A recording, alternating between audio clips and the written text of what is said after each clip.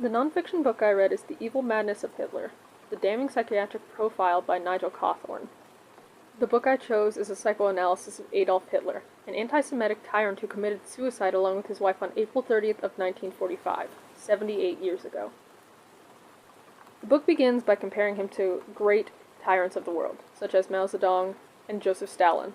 However, Hitler saw himself as a savior or prophet like Messiah, and when he came into power, the German people believed so too. Hitler was supposedly there to reform Germany, viewing it as his mother, a kind or submissive woman. In the book, Nigel suggests that Hitler's anti-Semitism might be based on his hatred for his parents, or more specifically, his father. His father was a Polish man by the name of Alois. His mother's name was Clara. Hitler may have hated his father, mostly because his father was dominant within the household. Hitler may also have not been as fond of his mother, mostly because he viewed her as submissive and weak compared to how he's seen his father. But in Hitler's time, Hitler was not an uncommon last name for Jewish people. Matter of fact, Hitler would be judged based on his Jewish appearance in Vienna, where there were rumors of his father's actual heritage. In the book, often Nigel and Vernon describe Hitler as effeminate. It makes him slightly less likely to be a person of power in Germany during his time. A direct quote from Vernon in the book is, "To most non-Nazis, Hitler has no particular attraction. He resembles a second-rate waiter." Hitler's appearance is more often specifically described that his face is small, he's kind of under average height, he's got a receding hairline, he's thin-lipped and really expressionless. His eyes are a gray which take on the color of anything that surrounds them. Hitler's eyes can be described as hypnotic. These gray eyes kind of encapture the German people when he's giving speeches. The reason that it's so important is because Hitler also seems possessed during his speeches, almost as if he's gone into a psychosis, which is really where we start to get into the actual psychiatric profiling in the book. The book suggests several different types of illness for Hitler mentally. One of the major ones being a schizophrenic psychosis, or even manic depression. The most major factors into this are his suicidal threats and his inability to do certain things like have sexual intercourse because he has a phobia of catching syphilis. I can't remember what it's called though. Hitler goes directly against this phobia of syphilis, called syphilophobia. I found the page. Because he was caught as a little boy experimenting sexually with younger girls, but he seems to develop the syphilophobia much later. The actual fear is basically contamination through blood in contact with women.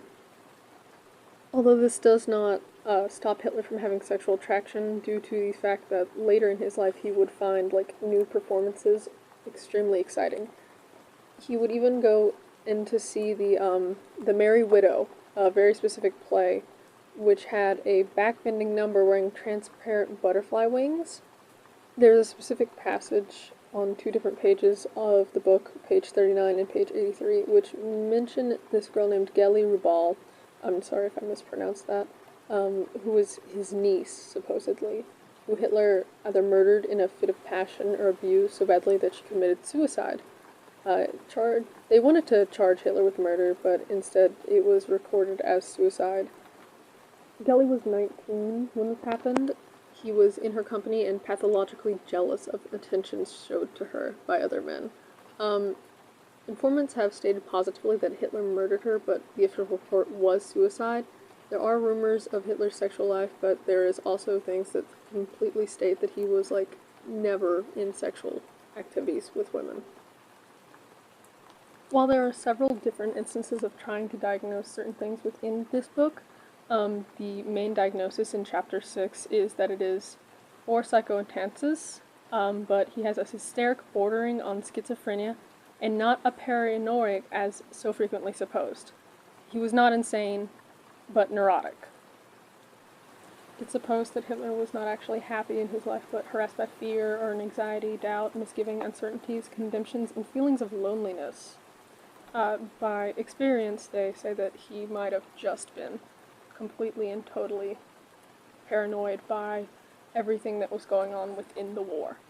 Some instances of Hitler's paranoia would be the instance where he apparently hears the voice of God telling him to get up and go over there when he was eating dinner in a trench. And when he did, there was like a flash of deafening report, and there was a grenade that had went off.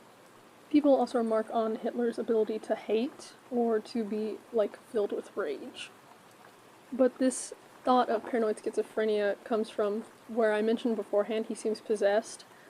Semi-delusional system of care. He's characteristically a paranoid schizophrenic.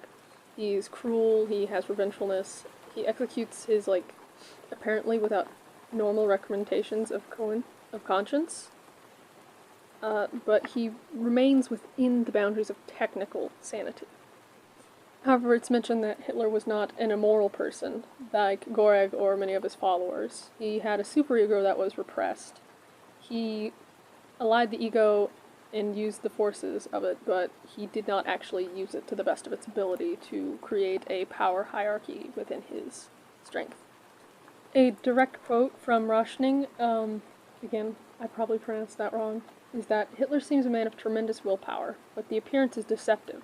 He is languid and apathetic by nature. He needs stimulus of nervous excitement to rouse him out of his chronic lethargy and spasmodic activity. Hitler also had emotional outbursts between the years of 1923 and 1933. He had spells of rage and indignation. His spells of weeping and threats of self-annihilation or suicide increased in frequency and intensity during this time. Although they do say that he could turn these tantrums on and off by himself. He could go from shrieking to calm within matters of minutes. Out of 5 stars, I'd give the book 3.5, mostly because the book does have a very jumpy explanation of things. Mostly it goes from one topic to the next without really giving you anything to work off of. The book wasn't hard or easy to read. I'd say that if I had to give it a description, it'd be a very moderate read, but you have to have an understanding of how, like, the book's structure really truly works. So if you've never read, like, a essay on someone's personality, I'd say that this would not be a starter book, but more of a little intermediate. I was drawn to the book for a couple of reasons, mostly because I've been talking about Hitler recently, just out of the blue, and that there was a lot of political things going on in the state at the time. There were a lot of protests going on about our governors and things such as that, so I thought maybe reading a book about politics would bring something a little more interesting to the table than a nonfiction book that had just stories.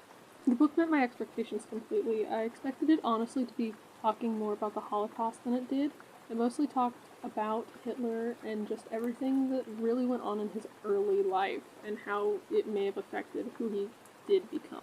I would only change the actual structure of how the book is worded. Some of the words are a little more hard to understand, and some of the sections of the book do seem outdated. There are things such as, like, calling Hitler homosexual that don't make a whole lot of sense because he was friends with another male during the time, so everyone assumes in the book that it makes him homosexual.